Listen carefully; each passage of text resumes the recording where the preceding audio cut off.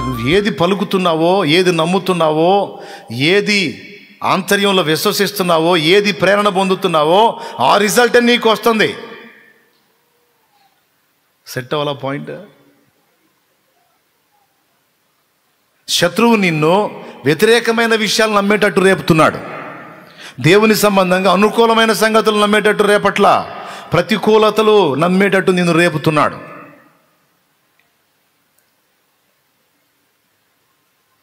అది నమ్మొద్దు.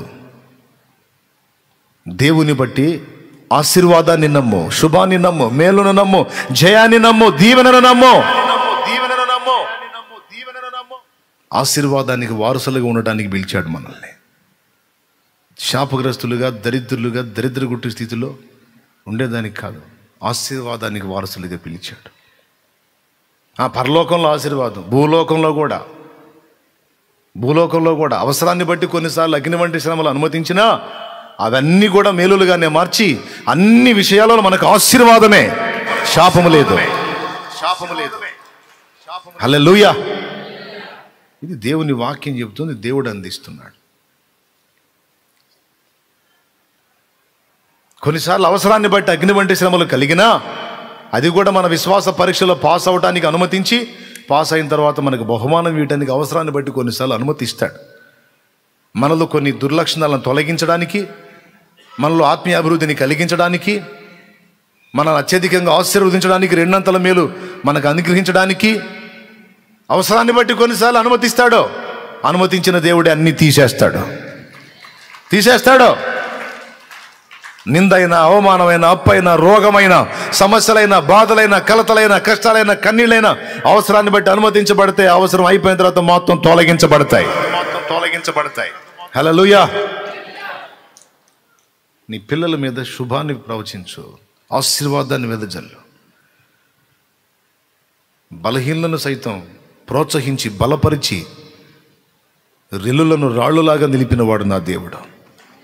గాలి కదిలిపోయే రెల్లు లాంటి మనస్తత్వాలు కలిగిన వాళ్ళని రాతి వలని స్థిరపరిచిన వాడు నా దేవుడు.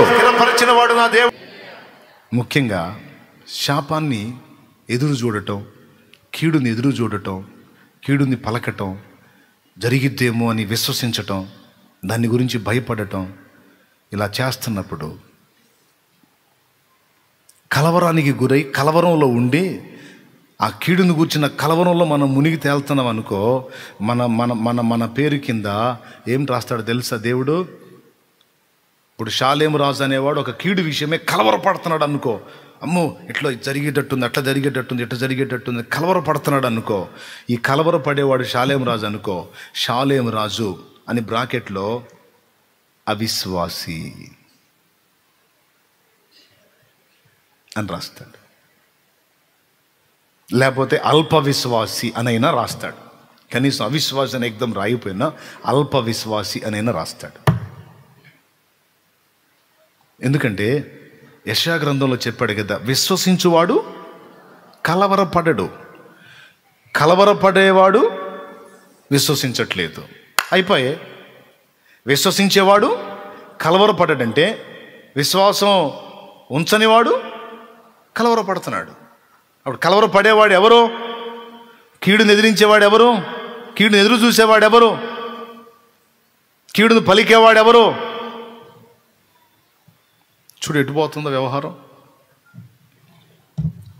కాబట్టి విశ్వాసమునకు కర్త, దాన్ని కొనసాగించేవాడైన యేసు వైపు చూస్తూ శత్రువుని ముందుకు తీసుకొచ్చే ప్రతికూలతలు, సమస్యలు, బాధలు, రోగాలు, ఇరుకులు, ఇబ్బందులు, కలతలు, ఆత్మీయ జీవితంలో కూడా దిగజారిన స్థితి. నేనేందో ఒకప్పుడు అట్లా ఉండేవాడిని, ఇట్లా అయిపోయాను, ఏందో ఇంకా దిగజారేటట్టున్నాను, నేనేందో దిగజారిపోతున్నాను, ఒకప్పుడు అట్లా ఉండేదాన్ని ఇట్లా అయిపోయాను, ఏందో ఇంకా దిగజారిపోయేటట్టున్నాను, ఏందో ఇంకా బలహీనమయ్యేటట్టున్నాను, నేను ఇంకేందో లేచేటట్టు నేను కనపట్లేదు. అయ్యే జరుగుతాయి, ఎందుకంటే నువ్వు అది నమ్ముతున్నావు. కానీ దేవుని బట్టి నువ్వేం నమ్మాలి? దేవుని బట్టి నువ్వేం నమ్మాలి? ఆయన రక్తము చేత నన్ను విమోచించాడు, ఆయన నాకు తోడై ఉంటానని వాగ్దానం చేశాడు, యుగ సమాప్తి వరకు సదాకాలం నేను మీతో కూడా ఉన్నాను అని వాగ్దానం చేశాడు. లోకములో ఉన్నవానికంటే మీలో ఉన్నవాడు బలవంతుడు అని వాగ్దానం చేశాడు. నీకు సమాధానము కలుగునుగాక అని ఆశీర్వదించాడు. నిన్ను ఆశీర్వాదమునకు వారసురాలిగా చేశాను అని ఆయన నాతో మాట్లాడాడు. అనేక జనములకు దీవెనగా నిన్ను చేస్తానని మాట్లాడాడు. నిశ్చయముగా నిన్ను స్వస్థపరుస్తానని మాట్లాడాడు. నీ శ్రమలన్నీ నీకు దీవెనలుగా మారతాయని మాట్లాడాడు. ఈరోజు నీవు ఎదురు చూస్తున్న అనుభవిస్తున్నటువంటి కలతలని, ఈ శ్రమలని, వేదనని, కన్నీళ్ళన్నిటినీ నీకు దీవెనలుగా మారుస్తానని సెలవిచ్చాడు. నేడు నీవు చూచుచున్న ఐగుప్తీయుల్ని ఇక ఎన్నడూ చూడవు. నేడు నీవు తరమబడుతున్నావు. నిన్ను తరుము వారిని ఇక నీవు చూడవు అని నాకు మాట్లాడాడు. శుభప్రదమైన నిరీక్షణ నాకు ఇచ్చాడు. దీవెనల నా వర్షము నా మీద కుమ్మరించాడు. ఒక్కసారైనా ప్రభు నన్ను గురించి కీడు పలికాడా? భయపడకో నేనున్నాను నీకన్నాడు. కలవరపడకు నేనున్నాను నీకన్నాడు. నా దేవుడు ఉన్నాడు. ఈరోజు నేను ఇట్లా ప్రతికూలతలో ఉండొచ్చు, కానీ నా దేవుడు నిశ్చయముగా నన్ను బాగు చేస్తాడు, నిలబెడతాడు, సవాల్కరంగా ఆశీర్వదిస్తాడు, నన్ను సమృద్ధితో నింపుతాడు. అన్ని విధాలా నాకు తోడై ఉన్నాడు, నాకు మేలు చేస్తాడు. శత్రువా నా మీద అతిశయపడద్దు. నేను కింద పడినా నన్ను తిరిగి లేపి నిలబెట్టగల సమర్థుడు నా దేవుడు. నేను ఇప్పుడు బలహీనురాలినైనా ఆయన నన్ను బలపరిచి వాడుకోగల దేవుడు. నేను నా దేవుడిని నమ్ముతా, నేను ఆయన మీదే ఆనుకుంటా. నిన్ను నమ్మను, నువ్వు పెట్టే భయాలకు లక్ష్య పెట్టను. నువ్వేదన్నా నాకు నష్టం కలిగించాలని చూసినా ఆ నష్టం కూడా నాకు లాభంగా మార్చే దేవుడు రా నా దేవుడు.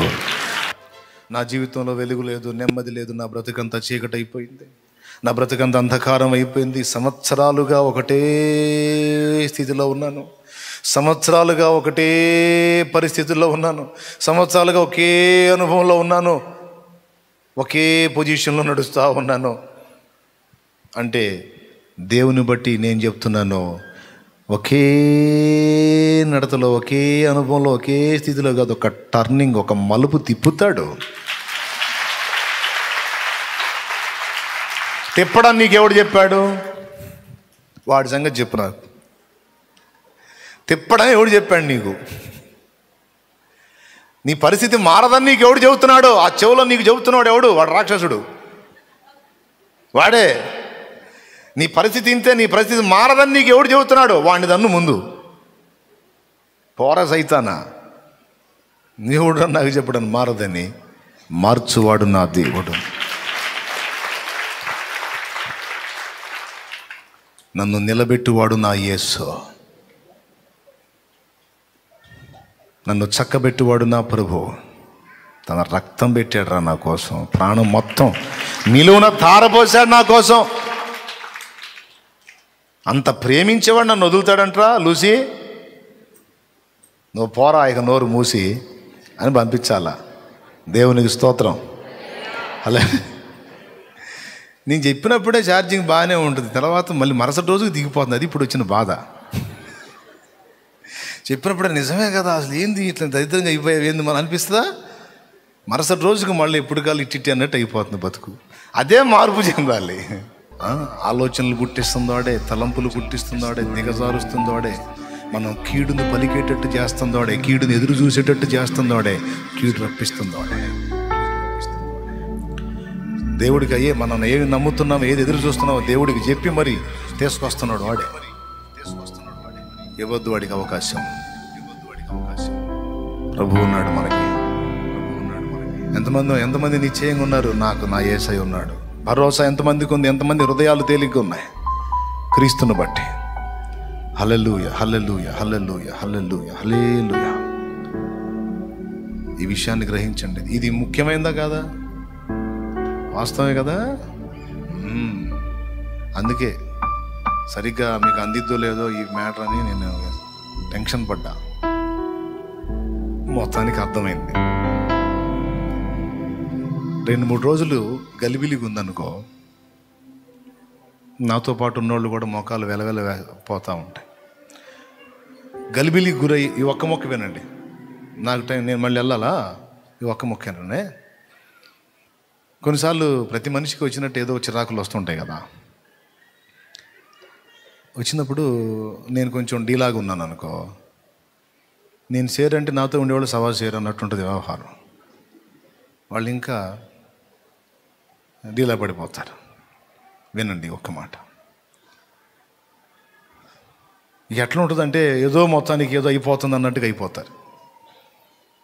ఎందుకు వీళ్ళు ఇట్ అయ్యారు అంటే, నేను అట్ట కనపడేసరికి వాళ్ళు ఇంకా ఇంకా ఎక్కువ అయిపోయారు అనుకుందాం. అప్పుడు నేను అంటాను, ఓయమ్మో ఇప్పుడు నేను ఈ పరిస్థితి తెచ్చినట్టున్న వీళ్ళనే అర్జెంటుగా నేను ఇప్పుడు బయటికి తీసుకొని రావాలి వీళ్ళని, మరి ఇంకేవో తెస్తారు. అందుకని నేను చెప్తాను, ఫస్ట్ నుంచి కూడా నాతో ఉండే వాళ్ళకి, కుటుంబానికి ఏదన్నా కలత వచ్చినప్పుడు, నేను ఆ కలతని ఫేస్ చేసినప్పుడు 1-2 రోజులు ఇబ్బంది పడినా, అందులోనే నేను 1-2 రోజులు ఎలాగైతే ఉంటానో నాకంటే ఎక్కువగా మిగిలిన వాళ్ళు ఉంటారు. వయం ఇంకా 2 రోజులు ఎట్లనే ఉంటే ఇంకా వీళ్ళు ఇంకో అట్నే ఉండేటట్టున్నారు, ఇంకా దిగజారిపోయేటట్టున్నారని డౌట్ వచ్చింది నాకు. అప్పుడు నేను వెంటనే ఏం చెప్తానంటే, ఈ శోధన ఏదో గొప్ప మేలు జరగబోతుందిరా మనకంట. ఈ ఇబ్బంది ఏదో గొప్ప మేలుకు తీసుకెళ్తుందిరా మనల్ని. ఏదో చేయబోతున్నాడు రా దేవుడు, బలమైన కార్యం చేయబోతున్నాడు అనగానే మొఖాలు వెలిగిపోతాయి, ఒక్కొక్కడి మొత్తాన్ని వెలిగిపోతాయి. చిత్రం చెప్పనా, దేవుని కృపను బట్టి ఆ పలికినట్లే జరిగింది. దేవుని దయతో పలికినట్టే జరిగింది. హల్లెలూయా. నిజంగానే ఇప్పటివరకు మిస్ అవ్వాల. 1-2 రోజులు కలతతో కృంగిన మళ్ళా విశ్వాసాన్ని బట్టి దేవుని వైపు చూసి ధైర్యం తెచ్చుకొని, దేవా ఇంత గలిబిలంటే, ఇంత శోధన అంటే ఏదో గొప్ప కార్యం, ఖచ్చితంగా నేను దేవుని బట్టి ఏది పలికిన అదే జరిగింది యేసు నామములో. అట్లా బలమైన కార్యాలు ఎన్నో చూశా.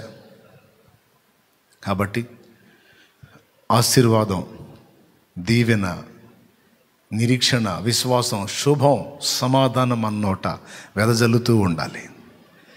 కృంగిన వారిని లేవనెత్తే మాట మనం పలుకుతూ ఉండాలి. దేవుణ్ణి బట్టి ధైర్యపరచాలి, నిబ్బరపరచాలి. నిరీక్షణ లేకుండా చేయకూడదు. నిరీక్షణ ఉంది క్రీస్తు యేసునందు మనకి. నీవు నీ ఇంటి వారికి నిరీక్షణ కలిగించాలి, నీ సహచరులకు నిరీక్షణ కలిగించాలి, నీ మనసుకు నీకు నిరీక్షణ ఉండాలి. దేవుని బట్టి. ఎవరిని బట్టి? మనుషుల్ని బట్టి కాదు, దేవుణ్ణి బట్టి.